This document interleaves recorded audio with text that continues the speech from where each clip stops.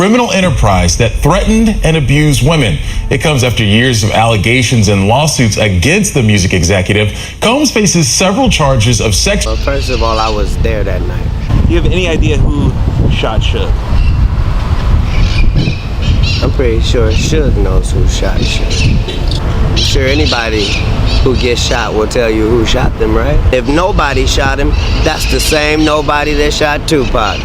And if nobody shot Tupac, it's the same nobody that shot MLK. And if nobody shot him, that's the same person that shot Malcolm X too. Katt Williams, the wild and unapologetic comedian, named in Diddy's indictment as a key witness in the infamous Tupac Shakur shooting. If that's not enough to make your head spin, how about this? Diddy allegedly called the hit on Tupac, and Katt was there to witness the whole thing go down. Y'all, this is straight up movie material. Deal. Let's get right into it. Diddy, he got indicted. You called it, man. A few weeks ago, you was on the platform and you said that he was going to get arrested in September. Yeah, man. Anybody who in law enforcement or people know the law, when Homeland Security ran up into his house, people will tell you, or people knew that it was just a matter of time that they was going to indict him and bring him in to see the judge, bro. It was just a matter of time. I just figured out with the grand jury and their different sessions and stuff like that. And then what one of the witnesses told me, I just figured it out that it was going to be around September that they were going to bring him in, bro. People might not understand. It's difficult when you see a brother that has so much promise become an icon as far as in the music business and stuff that he did, to turn around and just tear his whole life down. But it's all because of his mentors and the people that trained him and taught him the music business. You know, it's all about the people who trained and taught him the music business, because Puff wasn't, he wasn't born a monster. You know what I'm saying? He was made into a monster, brother. Do you understand what I'm saying? He was made into a monster from the stuff that happened to him, the things that he had to do. You understand? The things that he had to do to become who he is. You know what I'm saying? You know, it's like this, brother. You never like something so much that you can't do without, and you never be willing to do anything to get where you want to be at. You got to have principles. You got to have morals. You got to keep with that stuff. And in that music business, a lot of that stuff get thrown out the window. You understand? And that's what happened to him. He started doing the things to other people that was done to him. To keep it frank, he was doing the things to other people that was done to him. And it is what it is. You got to know better. And if you know better, you will do better. When he was in New York City, he was like that Gecko from the Geico commercial.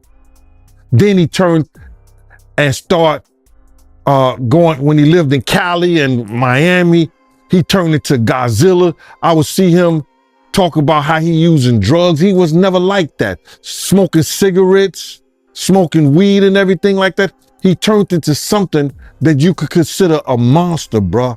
Then he started doing things to people, you understand, that he learned. That's a learned behavior, bruh. Now, I'm not saying that he may have been doing a couple of things here and there with women, stuff like that in New York, but the things that there's talking about that he was doing, bringing in prostitutes to have sex with his girl and all that stuff like that, that was some crazy stuff to me, man. So I'm just looking at this whole thing, man, and you had asked me, and we don't have these conversations like most people do. We're gonna go back and you're gonna tell me what, we're gonna talk about this. You said, I'm gonna ask you how you feel, bro. I don't want no man to ever go to jail and be leaving their kids behind, be leaving their family behind. You understand? But some dudes belong in jail based on what they do and how they do it. We know that to be true. And it's just this situation, man. When they get down to all the facts and all what happened, he may belong in jail, bruh. And that's not my doing. That's not Cassie doing. That's his doing and his learned behavior from the people that mentored him. You got to realize, man, he learned from Andre Harrell. He learned from Russell Simmons. He learned from Clyde Davis. You understand? When those people are telling you that they were heavy into the drugs, they was heavy into beating women and doing things at that age, at that crazy stage, that's going to make him think that he could get away with the same thing that they was getting away with back then. You understand? The things that he was saying, you know, the touchy-feely between two men and all that stuff like that, man. All that, he learned that from them dudes. When I told y'all the story, when me and my man went up to Russell Simmons and he had a house and he had a man in bikini drawers in his bedroom, in his bed. You understand? Bruh, this is that he learned. I'm assuming he learned it from them. Let me put that. And I'm not going to say alleged because I saw that for my own self. My man was with me, Slick was with me, and we saw that for our own self. You understand what I'm saying? So these are behaviors and things that with drugs and all the stuff that's going on, pills, drinking, it can make this man into a monster. And that's what it did, bruh. It made him into a monster, bruh. I personally feel like he got a lot of the things that he did from his mentor, and then he probably did it to the 10th power. You understand? Russell Simmons admitted that he was a drug abuser. You understand? Gene Deal always knew there was gonna be a day when Diddy's skeletons would come tumbling out the closet, and now that day's here. Gene's been telling everyone who would listen that Diddy's been hiding behind his fame and fortune while running all kinds of dirty operations behind the scenes. Russell Simmons admitted that he used to put his hands on women. So it's a learned behavior, bruh. Some of that stuff may be in him through his childhood. Through his childhood, he may have some of that things in him, but a lot of things that he was doing was a learned behavior, bruh. You just don't just turn it in a matter of years the way he was doing people, man. You understand? Check this out, bruh. He led Biggs to his death. He caused a rift between Wolf and BMF that led to Wolf death. Cussed Wolf mother out. Lied about owing him $300,000. Cause you had asked me how I feel, and I'm gonna get into how I feel. Took a good friend of ours who raised money when he had the City College tragedy. A good friend of ours did things to make him popular in Harlem. Let him hang with us, be part of our crew the whole 9 yards. Disrespected him and wouldn't help him.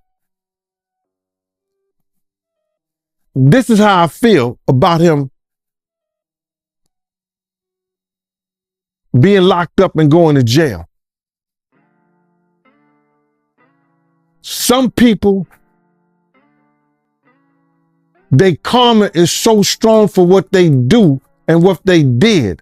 The stuff that he did to Craig Mack. You understand what I'm saying? The stuff that he did to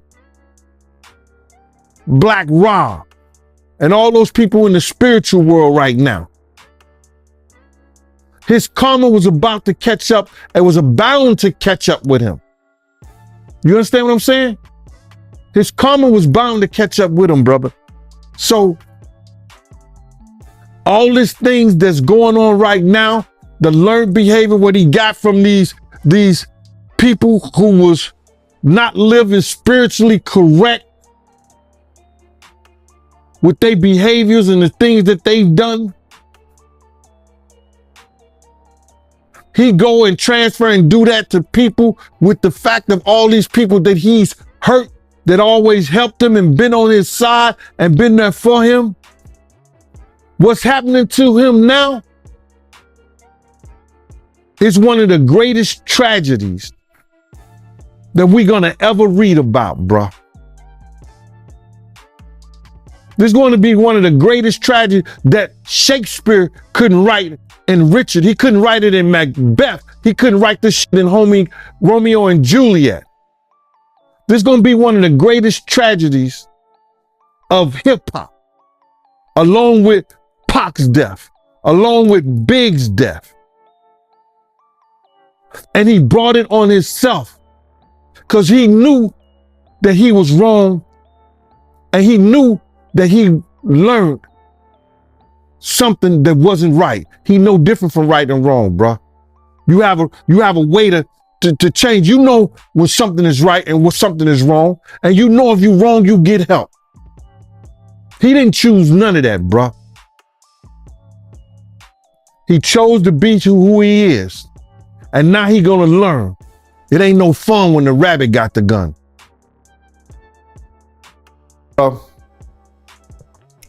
Just doing law enforcement myself, just take for instance. I think the individual was a Syracuse former basketball player named Jason Barnes or Beard or something like that. He already had drug charges against him. The day Diddy house get raided, they catch him getting on a plane and they put him into custody. Didn't that sound a little weird? People didn't catch that. They either put him in custody for a couple of reasons. You understand? One, to make a witness out of him, or to safeguard him and protect him for anything that could happen to him, because they had already stated, allegedly, that he was some kind of mule for the people over there at Diddy's house. So now, with that information, that he was already known by the government for drug charges, wouldn't that be an individual that you use? I'm gonna give you something different. And I'm gonna give you something else that people don't even think. On the other day, I seen on the video that Puff had ran into Justin Bieber. They met up and he started tapping him as if he was searching him and see if he had some kind of device on. Did you see that? Yep. Check this out. What if the federal government have already talked to Justin Bieber? Now that the feds are involved, Gene's saying that the real truth is finally coming to light, and it ain't pretty. And Diddy did that on tape. That means in his mind, he think this person may be a witness. Right? Yep. What he has just done that is against the law. Nothing that we've seen. Tampering with a federal witness. If they have already talked to Justin Bieber prior to him doing that, he goes and look like he's searching him. It appears that he's asking Justin Bieber, yo, you got a wire or something like that? Like, you're tampering with a federal witness. That's a charge right there that can land him in jail. Reckless. That was real reckless. Man, it's gonna be kind of crazy to see everything unfold, man. Well, if worse comes to worse, And Diddy has to do some time. How do you think he's going to handle it?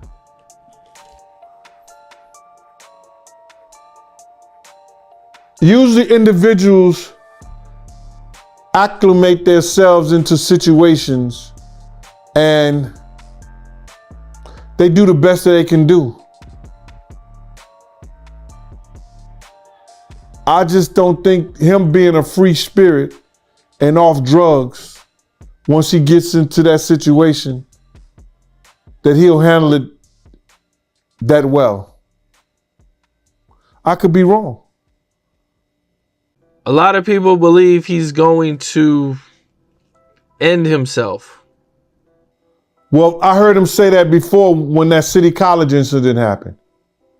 He was talking like that back then.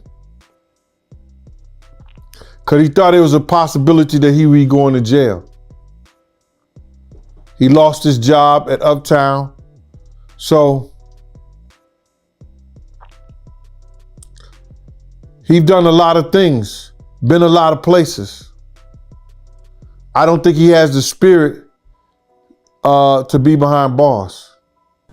What's up? This is Cam Capone. We got more content like this coming soon. So hit that like button, subscribe, and stay locked in to Cam Capone News. Hey man, we finally got you on the platform, man. I've been trying to get you on the platform for a good minute now, man. Oh man, I'm glad we made it happen. When I look in there, I be telling people like, man, go ahead and hit Sean. You hit this guy right here, he gonna get it done. Cause you hit me, bro, I'm gonna talk circles, you know? Yeah, shout out to Sean, man, for making this happen, man. Cool dude. So before we get into the interview, refresh the audience memory on where they might know you from. Well, I'm Freddie P, you know, from making the band. He believes that Diddy's arrest is just the beginning and more dirt's about to come out. People in Diddy's camp, yeah, they're gonna start talking. They're gonna start snitching, trying to save themselves. And Diddy, he's gonna have to answer for every dark secret he's been keeping in the shadows. Platinum group. I'm from Liberty City, Miami, Florida. I'm like 1/6 of the band.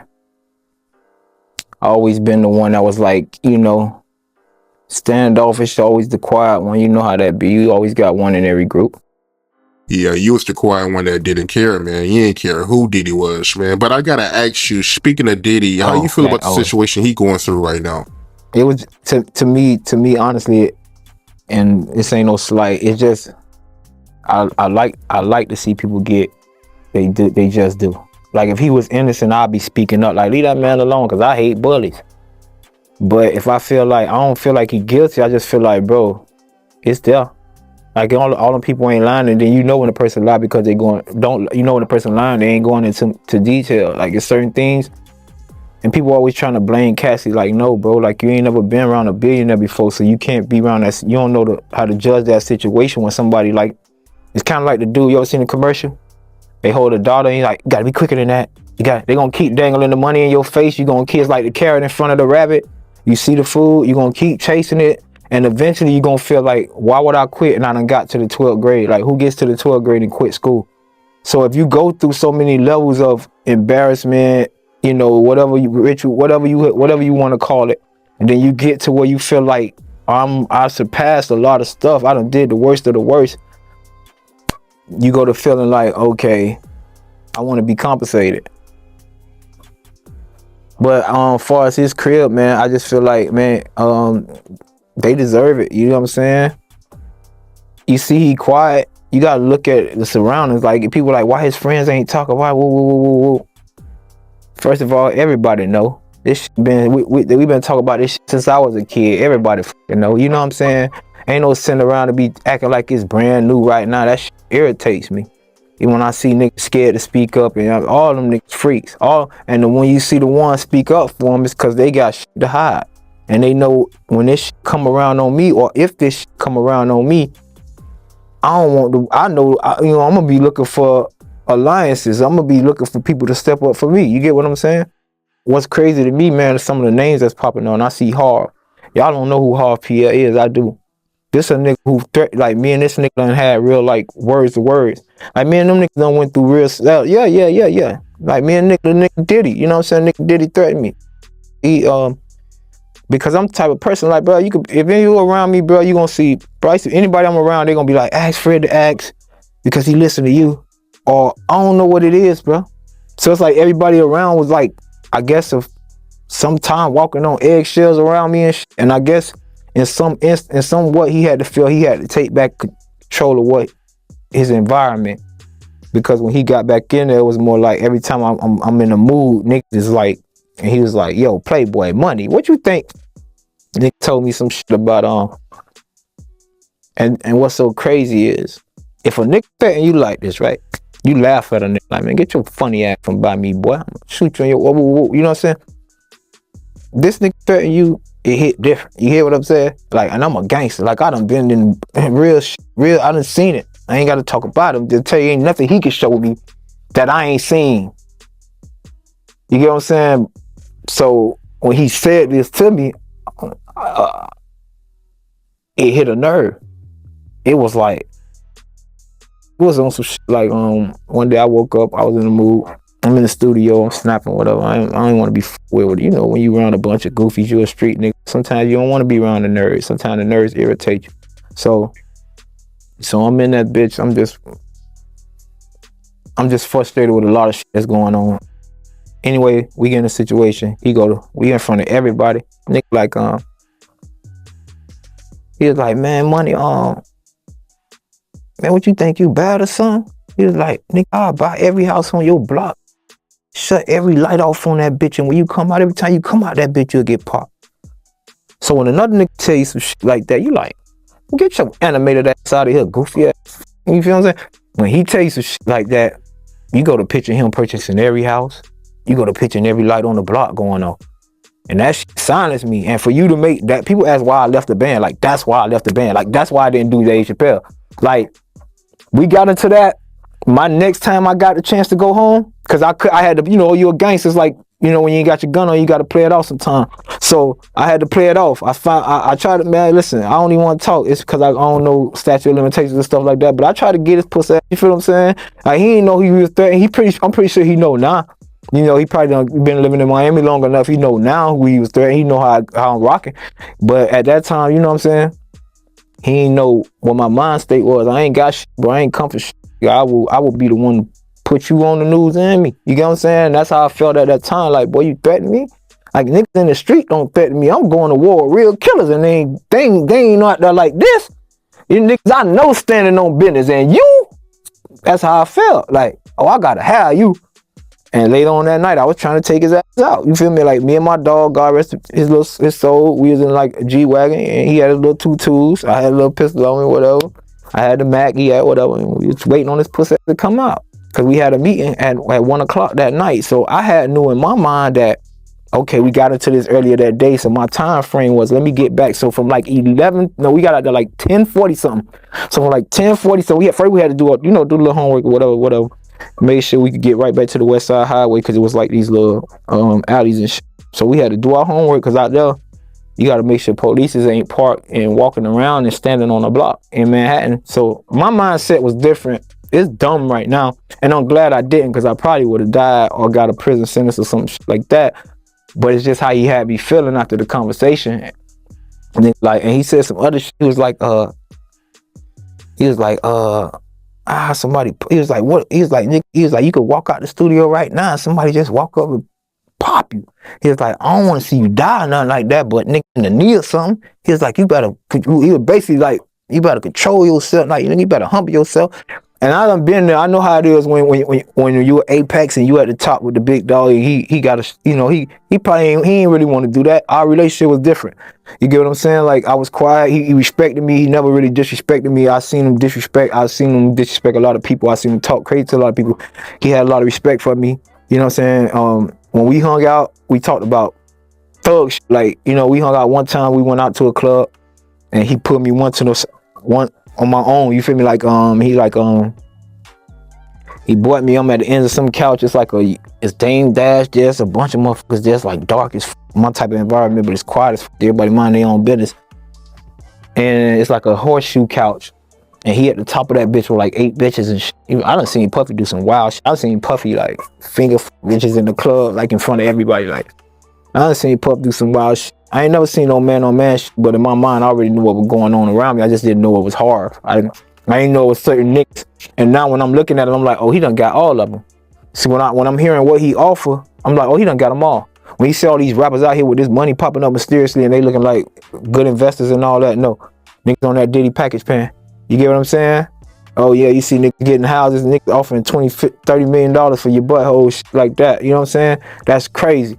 And I can understand most of them niggas, pause, no Diddy. I can't understand, but I can understand most niggas. Most niggas is weak. Most niggas ain't from that. You get what I'm saying? They only there to provide. Most niggas can get drunk and get took care of. Most niggas without money could get slapped the fuck around in their hood. Like, as the real reason the feds came for Diddy was because they finally found concrete evidence connecting him to some high-profile, high-level criminal activities. We talking about years of investigation. without money, no nigga ever slapped me in my hood. Before, you could go ask my ops, and them niggas don't like me to this day, but they gonna tell you one thing about him. That nigga ain't nothing to be played with, boy. He gonna get in, he gonna get it in. Don't let him, you feel me? But, and I'm gonna give them their respect, you know what I'm saying? Like, I know they stand on business, you feel me? It's just what real niggas do. But him, he gonna pick on weak niggas. He keep them, I see the difference of the relationships he have with them. He rather have, and I get it. Cause I like hanging with nerds. Like sometimes when you a gangster, you wanna be around the cool niggas. Like when you look at Jay, everybody like, the nigga J Hood, it's a nigga from Chicago, he always talk about King Von. And they like, well, how these two niggas mix? Like, well, when you a nigga like Von, you wanna be around the coolness. You don't wanna be around the gangsters, the fake thug niggas, cause you know what you really about.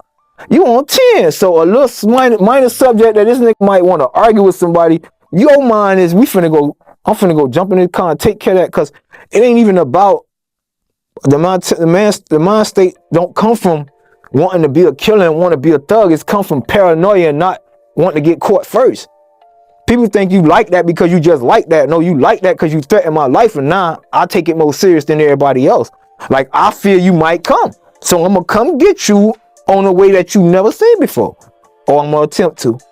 Like, you know, not me. I'm just saying that's how I would that's how I would handle it. You know. Right. But yeah, just to backtrack, Diddy, he told you directly that he'll buy every house on your block, and every time somebody come out, they'll get shot. Hell yeah. He said, I shut every light off on that bitch. Now, picture that. You go to picturing it. It's him. You like, oh, this nigga can really do this shit. You hear me? Like, what the f? Yeah, it ain't like no nigga in the hood. Man, trust me, man. Get put up. That was a different threat right there. That was because you gotta understand, the man got my social. The man got my itinerary. So all that fake, I would tell my son, you know, you're gonna live to be 42 if you pick and choose your battles wisely, not be the most gangster nigga in the room. Ain't no such thing as the baddest man in the room. And then there was the fight between who was the top rapper now, Nas and Jay-Z, and then the next thing you know, Nas has a nervous breakdown and he's taken out of the game, and it's all Jay-Z. It's all Jay-Z. It's all Jay-Z. And he was working with R. Kelly, and they were making so many records together. You know, they made all of those records together. They both fucked Aaliyah. They shared so much in common. Real life. If that shit ain't real life, it ain't real life. Real life street stars. You know what time it is. Now, I want to touch on a friend dying, but even before we get there, I got to ask you about 2001, Jay-Z Unplugged. Yeah. The Jaguar Riders there, Yeah. Heart of the City. Yeah. It's the 21-year anniversary. It's the 21-year anniversary, month. and I don't think we've seen nothing like that since. And I know you posted it. We're going to talk about the network, but I know you posted it and put it out there. I want you to touch on either the genius or the insanity of Jay-Z. This man, as far as what he's done since then, is, you know, either preordained, destined, or he had a plan. But it seemed like he geared himself towards it. But you were there to witness it firsthand from what he was back then. I just want you to, like, because, you know, not many people have a firsthand account of what this man is doing and what he's about to do. In 21 years, I have never had anything to say about Mr. Sean Carter other than the fact that we had a pleasant working relationship and he was an excellent businessman. 21 years. 21 years. And after 21 years, what I will say to you is this. Jaguar's been vocal about how Diddy allegedly had ties to underground activities that the public doesn't even know about yet. Word on the street is that the feds found hidden financial records linking Diddy to money laundering and some shady offshore accounts. There's also talk about recordings, maybe phone calls. The first time I ever saw Jay-Z or even heard him spit a rhyme was at an MC battle, street battle in New York. But he didn't show up as Jay-Z. He didn't show up as the hottest rapper on the street. He showed up as the nigga that was with Big L. Rest For in those peace. of you. Rest in peace, Big L. Rest in peace, Big L. One of the That was the dopest. sensei. One of the dopest. Yes. Big L was who put Jay-Z on. Without question. And then Big L died, and then the next thing you know, Jay-Z. And then, you know, he starts clienteling with Tupac and clienteling with Biggie and doing songs with Biggie and building a working, you know, camaraderie with Honeycombs and AKA Diddy. And Why do you give him the honeycombs? Why do you give him honeycombs? because he smacks so sweet.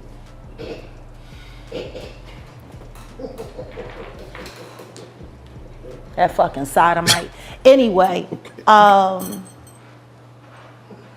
so yeah, then, you know, and then Reasonable Doubt was happening, and then Dame's in the picture, and Dame's building Rockefeller, and everybody's talking about Jay-Z. And don't get me wrong, there is nobody who loves Reasonable Doubt more than me.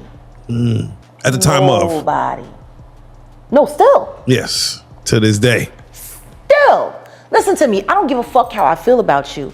For me to have bad feelings about someone and not acknowledge art and its greatness or at its finest is hating. Maybe I don't fuck with you, but them shoes is hot, yo. You know what I'm saying? Like, you gotta be real. So I will never. Shit, I was just listening to Watch the Throne earlier this week, and that shit was enraging me, cause I'm like, y'all motherfuckers was living for this fucking album and was Kanye, and then all of y'all made all of this money on this motherfucking dude, and now all of a sudden, who, him? Like, like he was good enough when you let him slump Just Blaze's fucking whole career. He was the shit. That's the whole issue in itself. It was worth putting Just Blaze on the line for, because Just Blaze was Rockefeller production until Kanye. Yeah. Who's Just Blaze producing for now? That I don't know. Who is? Yeah, I'm about to say that I don't know. And he was the movement. Where is Just Blaze? Yeah. I mean, he was making Hov's beats. You got Tidal. You're a billionaire. Where the fuck is Just Blaze? That's the question. Why is he's not at least an executive at Rock Nation? He's not at least an executive at Tidal? At least. Like I said, Biggie died, Tupac died, and then there was the fight between who was the top rapper now, Nas and Jay-Z, and then the next thing you know, Nas has a nervous breakdown and he's taken out of the game, and it's all Jay-Z. It's all Jay-Z. It's all Jay-Z. And he was working with R. Kelly, and they were making so many records together. You know, they made all of those records together. They both fucked Aaliyah. They shared so much in common. You know? And then there was a falling out. And that's like it never happened. Whoever talks about best of the both worlds, best of both worlds. Nobody talks about that. Nobody talks about this yet. Nobody talks about that project. That nigga swept that smooth under the rug. Why? Yeah, we know why. You know what? I got a better question. Yeah. How valuable is a Biggie Smalls verse? Yeah. Puffy has been making money off of Biggie's name for longer than Biggie was alive. People keep forgetting he hadn't turned 25 yet. He was still 24 when he died. It's been over 25 years. Fucking Puffy has been making money on that boy's name longer than he lived. It supported all of Bad Boy. His catalog. Clearly, a Biggie Smalls verse is very valuable. Am I wrong? Does anybody disagree with me? No, that's facts. So then what the fuck happened to the commission? What happened to that album? Right. It was recorded. It was being mixed and mastered upon Biggie's death. It was supposed to have came out that summer after Biggie's album because Biggie's album was slated. He died a week and a half before his album came out. Then the commission was supposed to come out, and that was supposed to be his exit from Bad Boy. And then starting his own company. So tell me something. And this ain't me being an asshole. I think everybody that knows Sean Carter knows that he will slump anyone in any relationship for $1. Look at how he did Dame. Like, I don't give a fuck if you wanted to get away from your homie, if you wanted to get away from your partner, but to do it the way he did it, it's malicious. But maybe that was because he was fucking the girl that didn't want you. Oh. Let the church say amen. I don't know. Maybe that's why. Maybe that's why you moved to Video footage where Diddy is allegedly caught making deals that weren't so legal. Jaguar saying that these recordings were the final nail in Diddy's coffin. ass around and out of Rockefeller so tough and then just move right over to Def Jam. By the way, wasn't this all around the time when Aaliyah died? Yeah. And Beyonce's solo career was struggling? Jam on your horn now, that fucking bullshit ass record. From the Austin Powers shit, it was some of the worst shit ever. They were having a hard time taking her solo. And then Aaliyah died.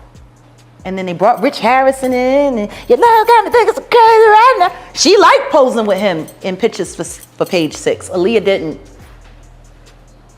She fell in love with Dame. And Aaliyah's gone, and you know. You have to start asking yourself questions after being in this business for this long. If you're a halfway intelligent person, when do you start questioning how lucky some motherfuckers keep getting? Right. Yeah. Is it really a conspiracy if the same person keeps benefiting off the same kind of tragedy over and over and over again? So to answer your question, I'm sure he's always going to be a billionaire, and I'm sure he's got great things to happen. I mean, look, he's got the job with the NFL. He's hooking all his friends up with the halftime shows. I mean, think about it. Think about the halftime shows. Jennifer Lopez, Shakira, all Rock Nation. Now Rihanna, and then we had the whole LA thing, which of course he was involved in that, and then they pulled Mary J. Blige off to, you know, make sure she got that money for Kendall, and you know, they had that whole moment, you know, but all he's doing is using his friends and the people that he fucks with, or at least the people that signs his non-disclosure agreements. He keeps getting them the Super Bowl gigs. So I mean, like, he's doing all kinds of stuff, you know, and I do not begrudge him. It's just, if you got to do the kind of things that he's done to get where he's gotten, yeah, fuck it. I don't want it that bad. And And Keefy D is finally talking to the fans before R. Kelly proving he is the dumbest in history. Real life.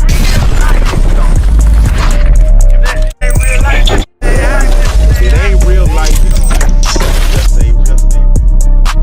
Real life street stars. Know what time it Is that just like expected? Like when you see like, oh yeah, this Murder Inc., Irv Gotti, that's, you know, Ashanti probably had to deal with all What the that. girl said. Yeah, I He read wanted the sloppy toppy. Yeah, sloppy And toppy. he wanted it now. Yeah, right now. And I ain't want my sloppy toppy. I want it now. you sound like a baby. Anywhere. No. From what I heard, he sounded like a baby when he was begging for money from Lucian Grange. You know, everybody's forgetting how he sat there and slut shamed the shit out of Ashanti. And then talked about that music and then bragged about how he sold all of their mother publishing rights to that weirdo vampire Lucian Grange. And he sat there, I don't have to worry about BET because, you know, see, I know people like Lucian Grange. So did Diddy. He Diddy. Did he you too? Like, it's just... Man. I wouldn't be bragging. I said that. When he did the Ching Chance, I said it. Irv, that's not a flex. Bragging about Lucian Grange hooking you up don't look so good right now, do it. That ain't aging all that well. Because everybody know that Lucian has been Diddy and the Sean Carter. They sugar babies. So what the f is you? I'm just curious. With the Diddy doo-wop and the bop. All I can say is this. When you're used to bitches giving you all kinds of affection and shit, and then you don't become as popular as you get older, you still expect for people to treat you the way they treated you when you was really popping. These want to accept they ain't popping like that no more. They used to the girls. Yo, let me get some, suck my baby. Oh yeah. And that is like, well, I don't really feel like it. He said it looking like 5 years ago, bitch, you been on your knee. Yeah. You know. Now you got ego involved. Yeah. Now if he has to ask more than 3 or 4 times, and you throw a little cocaine in there, and you throw a little alcohol in there, and you throw a DMX video in there. Yeah.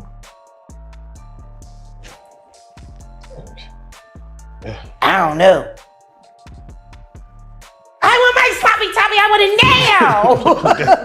now. Okay. I tell you one thing. Y'all need to stop forcing to suck your dick. Yes. It's just not cute. If you gotta force a bitch to do it, then your dick is probably just not very suckable. Which means you was always paying for it, whether they were asking or you were just leaving it on the nightstand. Like, there's so much prostitution threaded through all of this entertainment industry. And it's covered with, oh, well, that's what you have to do to make the boss happier. That's how you get the... No, it's prostitution. Mm-hmm. Yeah. It's, all of this transactional. Yeah. Like, I still can't believe people want to believe the Tank is straight. How is he any different than any other down low church boy anyone's ever met? Number one, people are forgetting this is another bite-sized hero. Tank is only about 5'5". You know?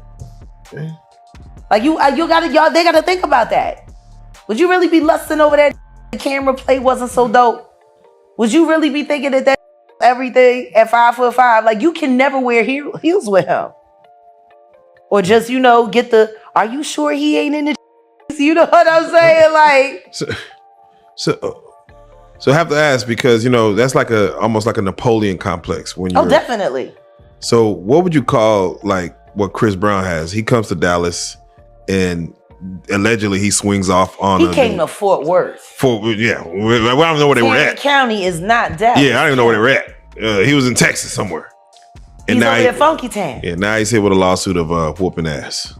Whose ass? Like, I'm still trying to understand the details. Yeah, somebody from his past who maybe threw up a C versus a B. I don't know. It sounds like they were just looking for something else because ever since I started exposing that maybe Rihanna was trafficked and used as the Megan Thee Stallion to take down Chris Brown like they used Megan Thee Stallion to take down Tory Lanez, maybe they just got to find something else to with him. Yeah. And you gave him his flowers last interview, and now I wish I could give him a break. Yeah. Yeah.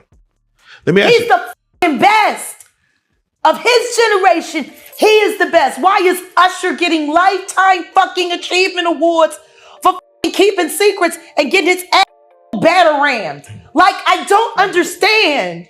These aren't this is not an achievement. Like, this is not a lifetime. What is your lifetime? Your lifetime is getting by Diddy and everybody else. Your lifetime is knowing that little boy drowned out there and you didn't want to say anything because they're holding you hostage with all the shit she knew about you. You ain't even give a about that kid. Like, I'm just tired. Let's go through Usher. Let's get that done. Why the Donald Glover got to stand there and say, why am I not black enough to have more fucking BET awards than Sam Smith? How Sam Smith got the same amount of awards as me and he ain't no. Yeah, he said it. Think about it. Now he's retiring. And that's crazy because that year when This Is America and all that was blowing out, y'all remember the way Jamie Foxx was staring at his print on stage? Jamie was staring little Gambino up. He wanted that. Oh, you didn't remember? When he came up there, he was like, I had to meet you in person. I heard. Oh, yeah. Looking at him just like he look at Tank. Y'all don't remember? It was zesty as fuck. Y'all don't remember? I don't recall. Yeah. Donald Glover had on this like little satin, little flowy thing. It was like a black leopard print or something. And you could see the print. Because I'm a print aficionado.